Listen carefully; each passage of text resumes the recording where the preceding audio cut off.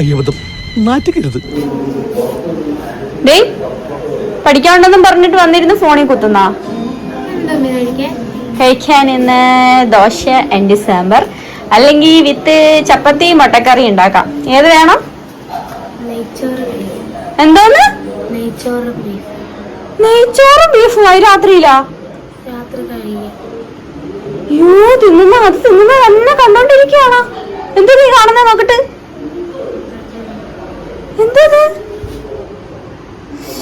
നെയ്ച്ചോറും ബീഫും. Sentimental and psychological move. എന്തായാലും താൻ ഇത്രയൊക്കെ പറഞ്ഞ സ്ഥിതിക്ക് ഞാൻ എങ്ങനെ പറ്റില്ല എന്ന് പറയും.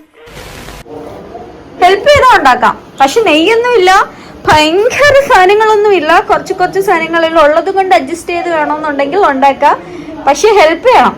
പറ്റൂല്ലയോ? സെറ്റാണോ? പറ്റേ? എങ്കിൽ പോരെ. എങ്കിൽ പോരെന്ന് പറഞ്ഞിട്ട് ആ വഴിക്ക് സ്ഥലം വിട്ടേട്ടാ. 2-3 സവാളയൊക്കെ തൊലിച്ചു തന്നു, അത് വേറെ കാര്യം. എന്നിട്ട് അവളുള്ള പാട്ടിന് പോയി.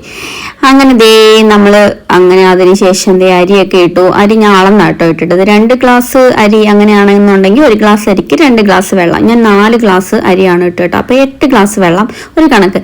പണ്ട് മുതലേ ഉള്ളൊരു കണക്കല്ലേ 1 ഗ്ലാസ് അരിക്ക് 2 ഗ്ലാസ് വെള്ളം. ഒരു കുക്കിംഗ് അറിയാത്തവർക്ക് ആ ഒരു കാര്യം ഏകദേശം അറിയായിരിക്കും അല്ലേ? എനിക്കറിയാം, അതുകൊണ്ടാണ് പറഞ്ഞത്.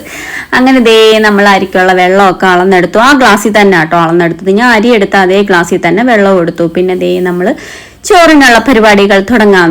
കുക്കർ വെച്ചു. അതിൻ്റെ അകത്ത് കുറച്ച് ഗരം മസാല സാധനങ്ങളൊക്കെ, ഗ്രാമ്പൂ, പട്ട, ഏലക്ക, തക്കോലം, കുരുമുളക്, എന്നിട്ട് കുറച്ച് സവാള, ഒരു പച്ചമുളക് ഞാൻ 2ആയിട്ട് കീറിയിട്ട് കേട്ടോ. ഒരു ഇത്തിരി എരിക്ക് വേണ്ടി, റൈസിന് വേണ്ടി. അങ്ങനെ ഒന്ന് ഇതാക്കി വെള്ളമൊക്കെ ഒഴിച്ചു. വെള്ളം തിളച്ചു വന്നപ്പോഴത്തേക്ക് അതിൽ കുറച്ച് നെയ്യ് ഒഴിച്ചു. പിന്നെ റൈസ് ഞാൻ കുറച്ച് കുതിർത്ത് വെച്ചായിരുന്നു നേരത്തെ, അതിട്ടു. അരി സെറ്റായി, ചോറ് സെറ്റായി. അങ്ങനെ അത് കഴിഞ്ഞ് നമുക്ക് അടുത്ത കറിക്കുള്ള പരിപാടികൾ തുടങ്ങാം. അങ്ങനെ കറിക്കുള്ള എണ്ണയൊക്കെ ഒഴിച്ചു. ഇഞ്ചി വെളുത്തുള്ളി പേസ്റ്റ് ഇട്ടു. അതൊന്ന് ചെറുതായിട്ട് മൂത്ത് വരുമ്പോഴത്തേക്ക് ആദ്യം നമ്മൾ തീ നന്നായിട്ട് കുറച്ച് വെച്ചേക്കണവേ. എനിക്കൊരബദ്ധം പറ്റി, ഞാൻ ഇച്ചിരി കൂട്ടി വെച്ചു കേട്ടോ. അങ്ങനെ കറിവേപ്പിലയൊക്കെ ഇട്ടു. അത് കഴിഞ്ഞിട്ട് ഞാൻ പച്ചമുളക് ഇടാൻ മറന്നുപോയി. സവാള അരിഞ്ഞപ്പോൾ അങ്ങനെ ഞാൻ പെട്ടെന്ന് ഷടപടിയെന്ന് പറഞ്ഞു 2-3 പച്ചമുളകൊക്കെ അരിഞ്ഞ് സവാള ഇട്ടു. സവാള നന്നായിട്ട് വാടി വരുമ്പോഴത്തേക്ക് നമുക്ക് ഉപ്പിട്ട് കൊടുക്കാം കേട്ടോ. നന്നായിട്ട് വാടി വരുമ്പോഴത്തേക്ക് ഉപ്പിട്ട് കൊടുക്കണം. സവാള പെട്ടെന്ന് വാടുകയും ചെയ്യുവേ. അങ്ങനെ ഉപ്പൊക്കെ ഇട്ട് കൊടുത്തു. നന്നായിട്ടൊന്ന് വാടി വരട്ടെ കേട്ടോ. നന്നായിട്ടൊന്ന് ഇളക്കിയിട്ട് ഞാൻ കുറച്ച് നേരം കുക്കറിൻ്റെ അടപ്പ് വെച്ച് തന്നെ കുറച്ച് നേരം അടച്ചു വെക്കും കേട്ടോ. ഒന്ന് വാടി വരാൻ ഉപ്പിട്ടതുകൊണ്ട്. അതിൻ്റെ ഇടയ്ക്കൂടെ ബീഫൊക്കെ കട്ട് ചെയ്ത് വെച്ചിട്ട് കുറച്ചേ ഉള്ളൂ കേട്ടോ സാധനം. പിന്നെ മോളൊരു ആഗ്രഹം പറഞ്ഞത് കൊണ്ട് ഞാൻ കയറി ഏറ്റതാ ഓക്കെ എന്നുള്ളത്. അങ്ങനെ ഉള്ള സാധനം വെച്ച് നമുക്ക് ഉണ്ടാക്കാമല്ലോ. അങ്ങനെ അതൊക്കെ ആയി. അപ്പോഴത്തേക്ക് നമ്മൾ നെച്ചോറിൻ്റെ ഫിസിലൊക്കെ വന്നിട്ടുണ്ട് കേട്ടോ. ഒരു 3 ഫിസിലേ ഞാൻ ആക്കിയോളൂ കേട്ടോ. അത്രയും മതിയായിരിക്കും, പെട്ടെന്ന് വേവുമല്ലോ കുക്കറിലായതുകൊണ്ട്. അങ്ങനെ ഉള്ളിയൊക്കെ നന്നായിട്ട് വാടി. അതിനുശേഷം നമ്മൾ ചോറിന് ഫിസിൽ 2ാമത്തെ ഫിസിലടിച്ചിരിക്കുന്നു. അപ്പൊ ഏകദേശം ഉള്ളിയൊക്കെ നന്നായിട്ട് വാടി കേട്ടോ. അപ്പൊ മഞ്ഞൾപ്പൊടി ഇട്ട് കൊടുത്തു കേട്ടോ. എനിക്ക് അളവൊന്നും പറയാൻ പറ്റൂല. ഞാൻ ഏകദേശം എൻ്റെ ഒരളവിനനുസരിച്ച് മഞ്ഞൾപ്പൊടി, മല്ലിപ്പൊടി, അത് കഴിഞ്ഞ് ഗരം മസാല കേട്ടോ. ഗരം മസാലപ്പൊടി ഞാൻ ഇവിടെ തന്നെ പൊടിക്കുന്ന കേട്ടോ. എങ്കിലേ എനിക്ക് കറിക്കൊക്കെ ഒരു ടേസ്റ്റ് ഫീൽ ചെയ്യത്തുള്ളൂ. അങ്ങനെ ഞാൻ അത് ഇന്നലെ കുറച്ച് പൊടിച്ച് വെച്ചായിരുന്നു. പിന്നെ ഈ സംഭവം പറഞ്ഞാൽ നമ്മൾ അജ്മിയുടെ അച്ചാറിൻ്റെ കുപ്പി കേട്ടോ. അതിൻ്റെ അകത്ത് ഞാൻ മുളക് പൊടി ഇട്ട് വെച്ചിരിക്കും കേട്ടോ. അത് അവൻ ചോദിച്ചതാട്ടോ, എന്താണ് അതിൻ്റെ അകത്ത് തട്ടിയിട്ട് വെച്ചിരിക്കുന്നതെന്ന്. അങ്ങനെ ഞാൻ ഈ മുളക് പൊടിയൊക്കെ ഇട്ടു. എന്നിട്ട് ഞാൻ തിളച്ച വെള്ളം കേട്ടോ എന്നാൽ കറിക്കൊക്കെ ഒഴിച്ചു കൊടുക്കുന്ന. ഈ ബീഫ് കറി എന്നല്ല, ഏത് കറി വെച്ചാലും ഞാൻ ആ തിളച്ച വെള്ളമാണ് ഒഴിക്കുന്നത്. അതിൻ്റെ ഇടയ്ക്ക് ബീഫൊക്കെ ഇട്ട് നന്നായിട്ടൊന്ന് ഇളക്കി നല്ല അടിപൊളിയായിട്ടൊന്ന് സെറ്റ് ചെയ്യണം കേട്ടോ. സെറ്റ് ചെയ്ത് കുറച്ച് നേരം ഒന്ന് അടച്ച് വെച്ച് അതിൻ്റെ ആ പൊടിയുടെ പച്ചമണമൊക്കെ മാറിക്കഴിയുമ്പോൾ നല്ല തിളച്ച വെള്ളം ഒഴിച്ചു കൊടുക്കണം കേട്ടോ. ഞാൻ എല്ലാ കറിക്കും തിളച്ച വെള്ളം കേട്ടോ ഒഴിക്കുന്നത്.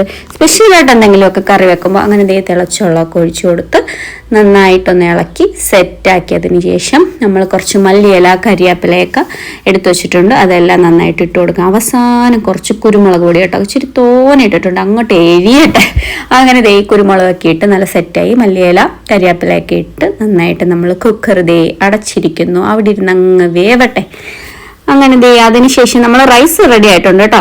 നെച്ചോറ് സെറ്റ് ആയിട്ടുണ്ട് കേട്ടോ. അത് നമുക്കിനി വിളമ്പിയാ മതി ചൂടോട് കൂടി. അങ്ങനെ എല്ലാം സെറ്റായിരിക്കുന്നു. അങ്ങനെ ഇനി നമുക്കെല്ലാം മേശപ്പുറത്തോട്ടാക്കാം കേട്ടോ. അവിടെ വിശപ്പിന്റെ വിളി തുടങ്ങിയിട്ടുണ്ട്, അവിടെ ബഹളം തുടങ്ങിയിട്ടുണ്ട്, എല്ലാവരും കൈ കഴുകി വന്ന് വെയിറ്റ് ചെയ്തിരിക്കും കേട്ടോ. അങ്ങനെ ഞാൻ പെട്ടെന്ന് എല്ലാം പാത്രത്തിലോട്ടാക്കി.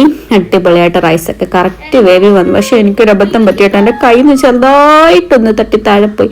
ഞാൻ ഐസിന് അതെല്ലാം മാറിക്കളഞ്ഞു കേട്ടോ. അത് കഴിഞ്ഞിട്ട് എല്ലാവരും ഇരുന്നു. എല്ലാവരും വിശന്ന് കുഴഞ്ഞു തോന്നുന്നു, എന്തോ ഒരു വെപ്രാണോ.